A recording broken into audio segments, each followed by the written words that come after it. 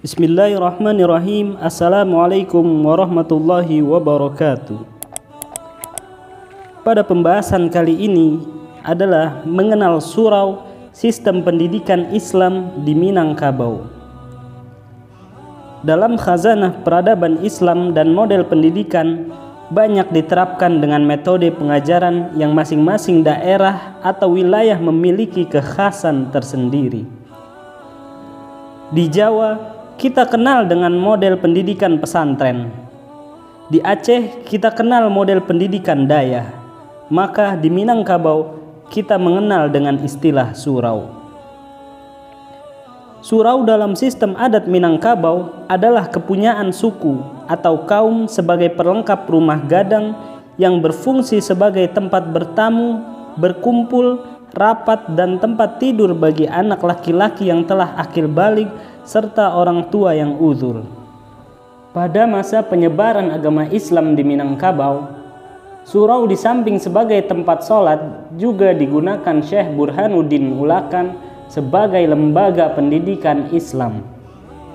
Hampir di setiap nagari berdiri surau yang dipimpin oleh sang syekh yang sangat cakap ilmu agamanya. Selain belajar ilmu agama, lembaga pendidikan surau juga mengajarkan silat dan mengajarkan adat istiadat seperti petatah petitih, pidato adat, belajar kesenian kampung kalau, dan mendengarkan kisah-kisah atau disebut kaba. Sebagai lembaga pendidikan tradisional, pengajaran di surau menggunakan metode halaqah dan sorongan. Hal ini mirip dengan model pendidikan pesantren di Jawa.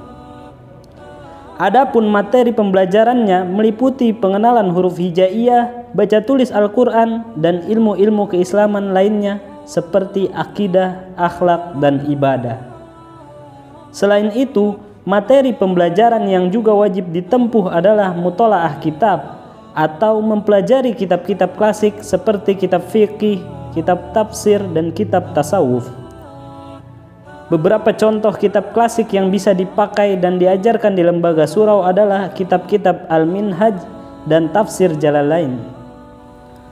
Dalam memperoleh kelulusan, murid-murid lembaga pendidikan surau harus melewati beberapa tahapan atau level belajar, yaitu pertama, pengajian Al-Quran.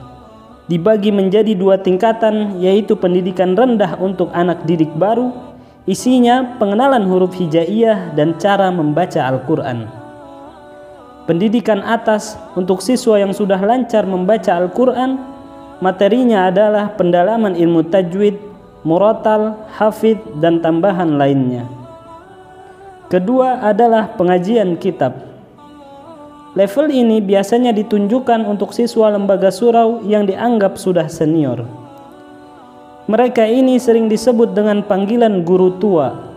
Hal ini karena mereka biasa diamanahkan oleh syekh pemimpin surau untuk mengajar siswa-siswa tingkat awal.